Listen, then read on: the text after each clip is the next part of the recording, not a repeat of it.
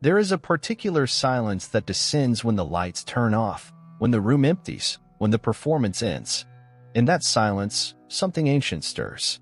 A question, barely audible, begins to whisper, not from the world outside, but from some hollow, unlit chamber within. Is this all there is? Most ignore it. Some bury it. A few, like Camus, lean in and listen. From the first breath, we are taught a lie so gentle it slips past our defenses like a lullaby. That happiness waits at the end of effort. That if we keep walking, if we keep wanting, if we keep shaping ourselves into the vision we were promised, it will come. A moment, a prize, a life that finally feels complete. When I graduate, when I marry, when I succeed, when I retire. Happiness, always dressed in the future tense. But the future never arrives. It teases. It flirts. It tempts us forward like a ghost of meaning always near, never here. And so we march, not because we're sure, but because to stop would be to confront the terrifying possibility that there is no destination, that the ladder we've been climbing rests against a void. Camus knew this ache. He felt it in the streets of Algiers, in the dust of war, in the sterile walls of offices and empty bedrooms. He watched as men and women performed the rituals of modern life, working, laughing, praying, consuming, and wondered if any of them knew why. The absurd is not a scream. It is a slow realization. It arrives not in tragedy, but in repetition. It seeps through the cracks of routine, the morning commute, the smiling photographs, the scrolling feed. It is the weight that builds when nothing feels real anymore. What Camus offered was not comfort, but confrontation. Because what if the lie is not just false, but cruel? What if the very pursuit of happiness is what keeps us from seeing life as it truly is? What if in our quest to get there, we never really are? The world is not lacking in distractions. We are surrounded by them. Promises of clarity, of joy, of purpose. Pills, products, posts. Everything whispers, just a little more, just a little further. But no one tells you what happens when you finally arrive and the emptiness is still there. It is not rare. It is not exceptional. It is the quiet epidemic of our age. The man who has everything and feels nothing. The woman who smiles in every photo but weeps in the bathroom mirror. The child who inherits a world of abundance and yet grows up numb. It is not failure. It is the inevitable result of a life constructed around an illusion. Happiness, we were told, is the goal. But Camus asks, what if happiness is the problem? Because happiness, as we define it, is conditional. It depends. It waits. It arrives only when certain boxes are checked, certain debts are paid, certain dreams are realized. But life is not conditional. It does not wait. It does not negotiate. It erupts in blood, in chaos, in small unexpected beauty, and then it ends. To insist that life must justify itself with happiness is to miss it entirely. That is the heart of the absurd, not that life has no meaning, but that we demand it does. That we cry out for order in a universe that only echoes back our own voice. We want coherence. We want purpose. We want something to hold on to. And yet the more we grasp, the more it slips through our fingers. Camus does not mourn this. He names it. He confronts it. He builds a philosophy not on hope, but on clarity. And in that clarity, he sees Sisyphus condemned by the gods to push his rock up a mountain for all eternity, only to watch it fall again and again. A punishment, yes. A symbol of futility. But Camus does not pity him. He does not rescue him. He watches him descend that mountain and says, we must imagine Sisyphus happy. Why? Because Sisyphus is awake. Because Sisyphus has no illusions left. The gods cannot lie to him anymore. He knows the absurdity of his fate, and still he pushes. There is something terrifying in this image. But there is also something liberating. What if this is it? What if there is no grand finale? What if life is not a story, but a flame, brief, unpredictable, and already burning? Would we keep running? Would we keep waiting? Or would we, like Sisyphus, turn toward the mountain and choose to live anyway? Camus does not offer a ladder to climb out of the void. He invites us to stand within it, eyes open, heart broken, mind clear. And perhaps that is where life begins. not in the promise of someday, but in the surrender of now, not in escaping the absurd, but in embracing it, not in hope, but in revolt. There are moments when silence grows too heavy to bear, when the noise we create to drown it out begins to fade, and what remains is the hollow echo of our own breath. In those moments, something ancient stirs again. Not a question this time, but a presence, a realization that we have wandered into a desert, vast, empty, and entirely of our own making. This is the territory Camus knew well. Not the cheerful nihilism of those who pretend not to care, not the shallow rebellion of those who turn life into theater, but the real thing, the slow unraveling of inherited beliefs, the honest decay of certainty, the unbearable clarity that no one is coming to save us, and perhaps no one ever was. We built cathedrals of meaning and watched them crumble. We crowned happiness as king and found ourselves kneeling before a ghost. And now, in this barren space where nothing is guaranteed and every answer feels fraudulent, we ask again, not with defiance this time, but with trembling. What is left? The modern world does not prepare you for this emptiness. It decorates it. It masks it. It sells you versions of meaning wrapped in shiny paper and blessed by algorithms. But when you are alone, truly alone, none of it holds. The promotions, the weddings, the curated joy, the smiling faces, they vanish like morning fog under a cruel sun. And all that's left is the question, not of what now, but of why at all. Camus does not flinch in the face of this question.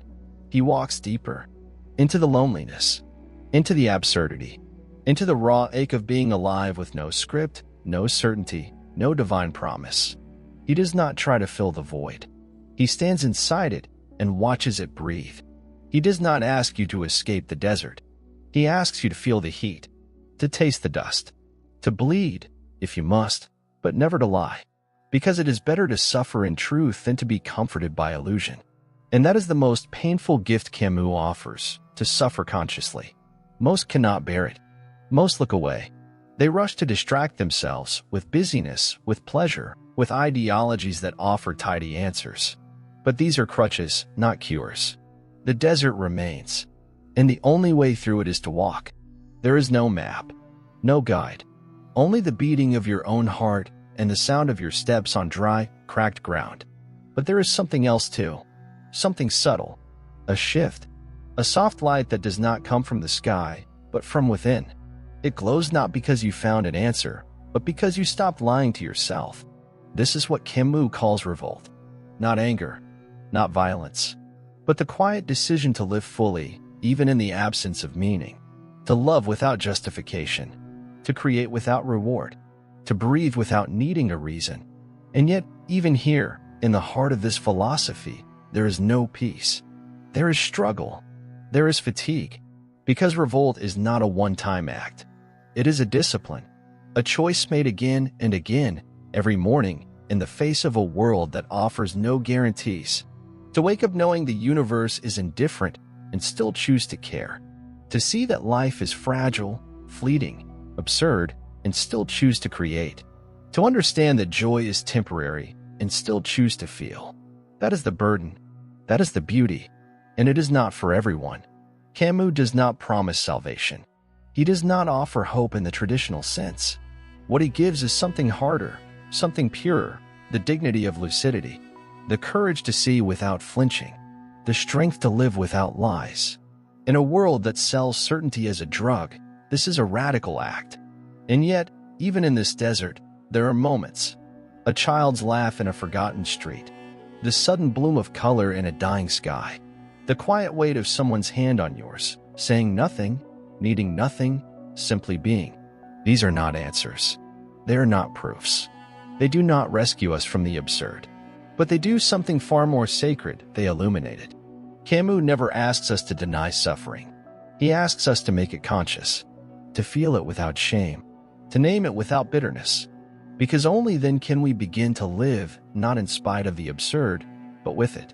And so we return to the image, the man and his rock, the climb and the fall, the mountain and the silence. We return to Sisyphus, and we begin to see not a curse, but a rhythm, not a punishment, but a ritual, not futility, but something strangely, terrifyingly holy.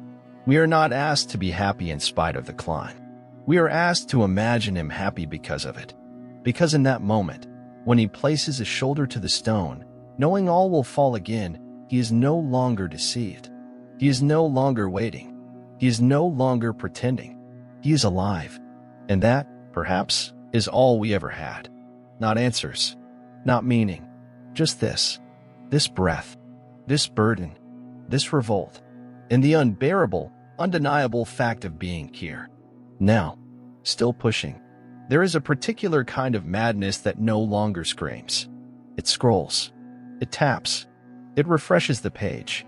It wakes up with a phone in hand and sleeps with noise in its ears. It calls itself progress, but moves like a man running from a shadow that has already swallowed him whole. We call it modern life. Camus saw it forming long before it had a name.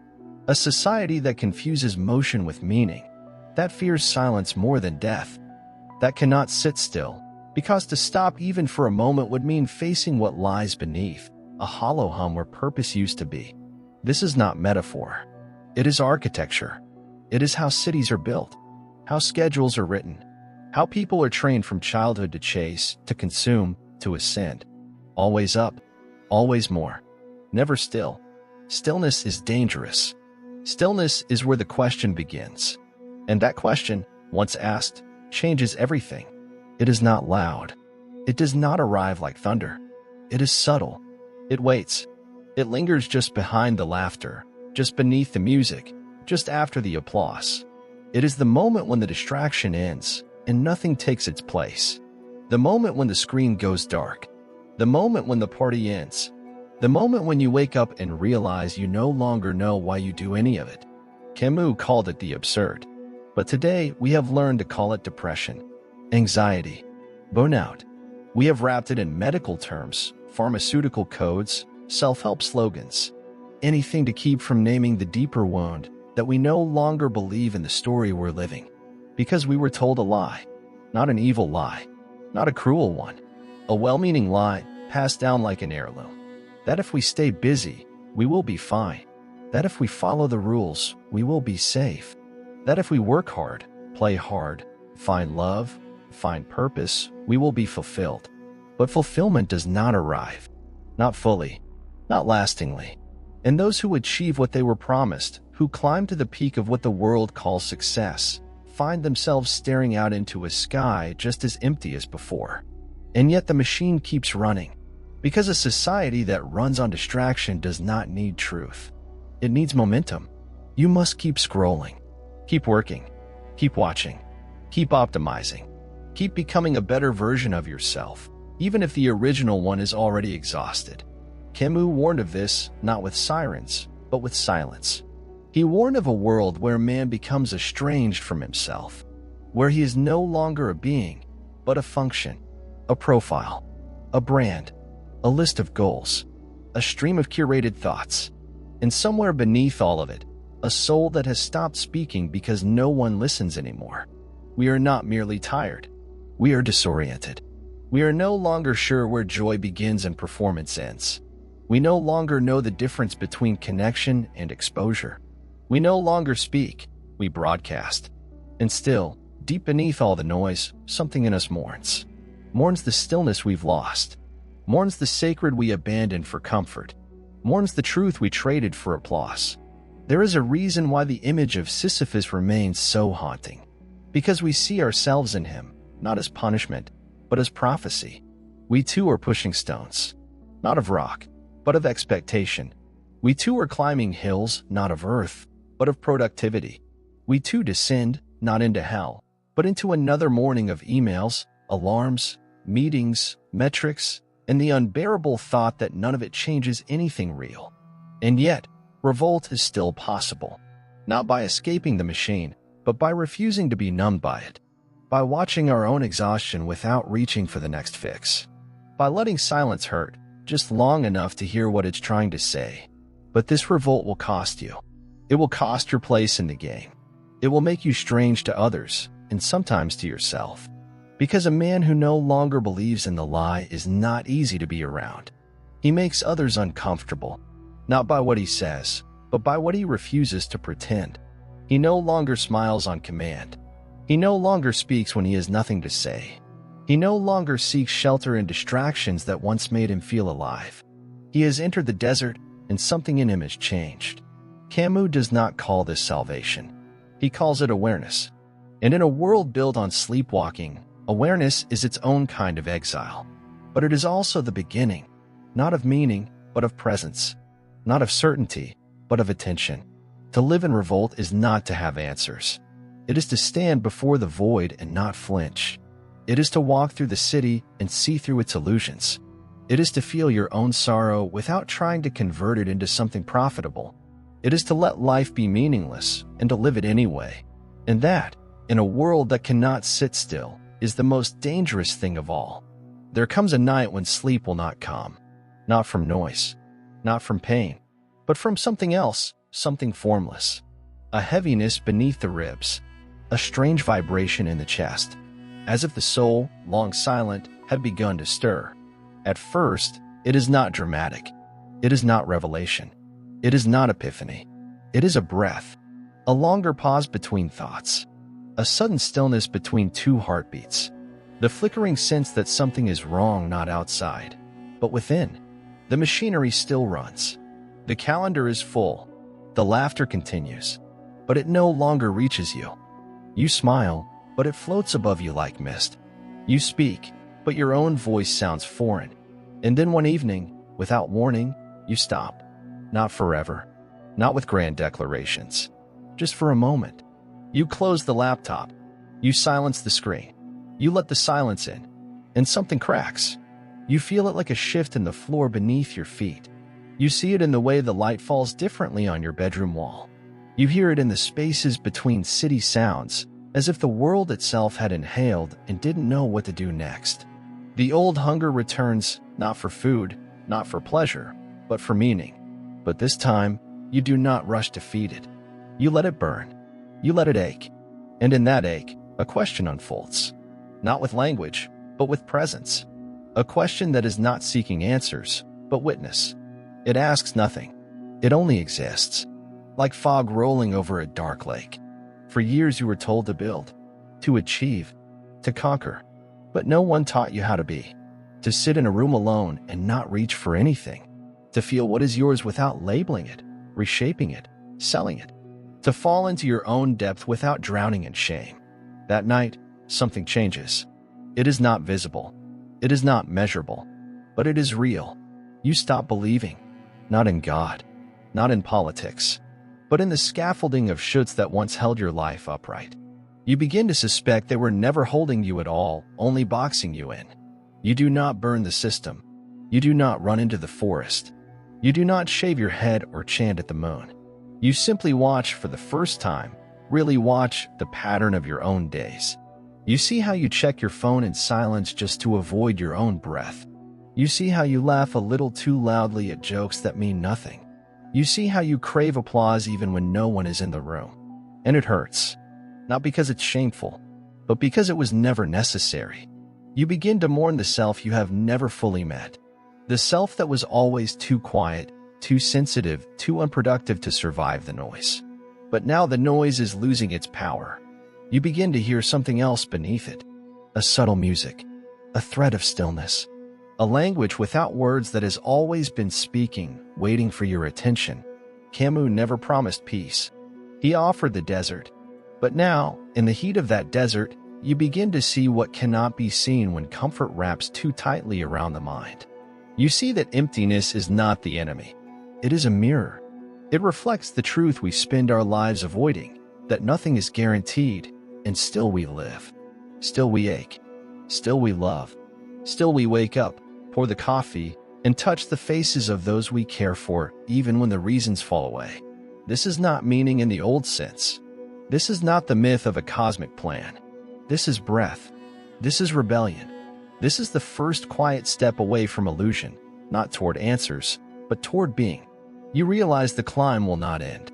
The stone will fall again, but you begin to push with open eyes. And that changes everything.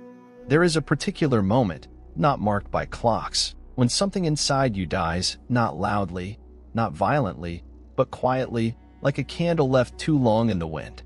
And you watch it go, not with panic, but with a strange stillness, as if you knew it had been dying for a long time. It is the mask, the one you've worn so long it grew into the shape of your face, the one you thought was you. You don't remove it, it simply crumbles. It happens on a day like any other. There's no ceremony, no thunder. Just you, perhaps brushing your teeth, or answering an email, or walking through a store aisle, when something shifts, something misaligns. The gestures feel hollow. The voice in your mouth sounds rehearsed. The eyes in the mirror no longer obey, and the collapse begins. At first, it's just unease, a strange dissonance.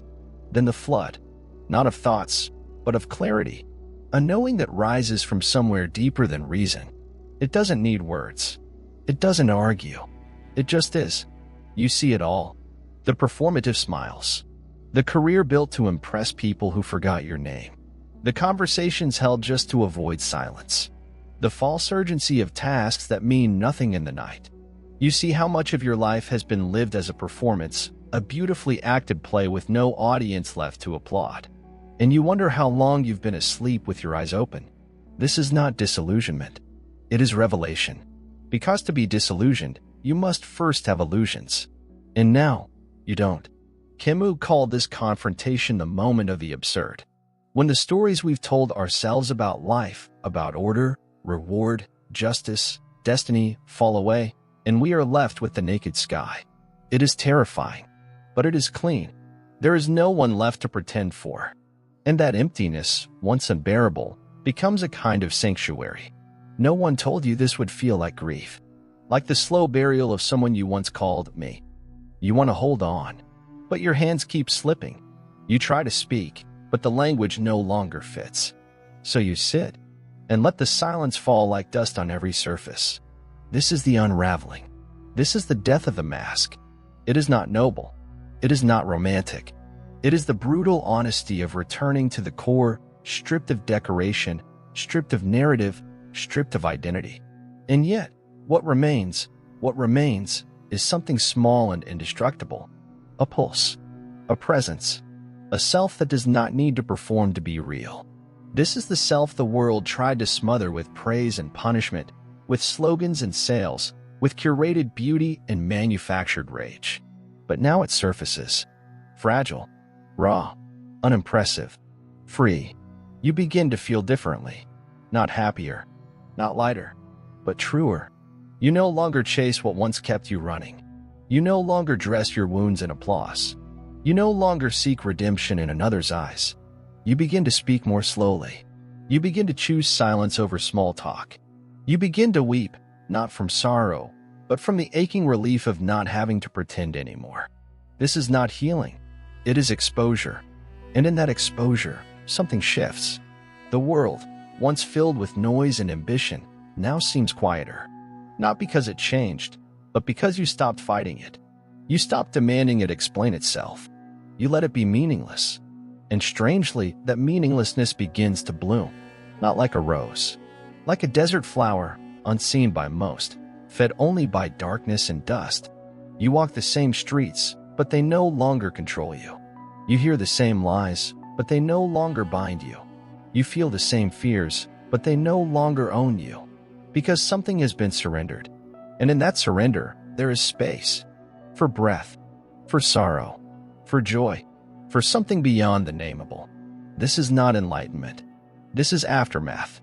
The aftermath of letting go of what you thought you had to be. And finally standing, barefoot, in your own skin. It does not feel victorious. It feels real.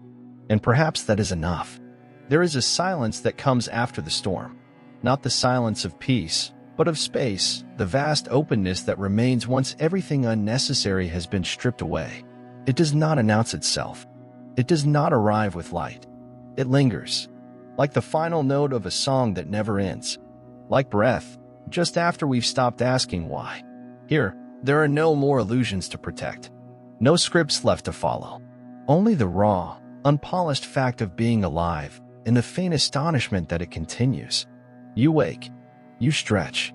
You watch the light move across the wall with no thought of purpose. You do not expect answers. You do not fear the absence of them. You are no longer a seeker of conclusions. You are the space in which questions rest.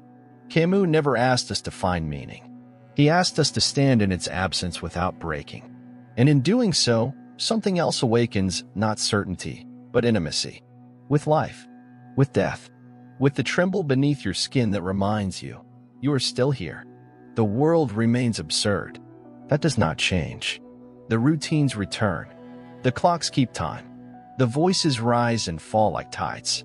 But something in you has gone still. Not numb, not cold. Still, like water that has stopped resisting the shape of the vessel that holds it. There is no destination. There never was. There is only this morning. This hand on the table. This breath that rises and falls without permission. There is only the way the shadows dance without meaning and the wind passes through branches that do not question its direction. You are not at peace because the world made sense. You are at peace because you stopped needing it to.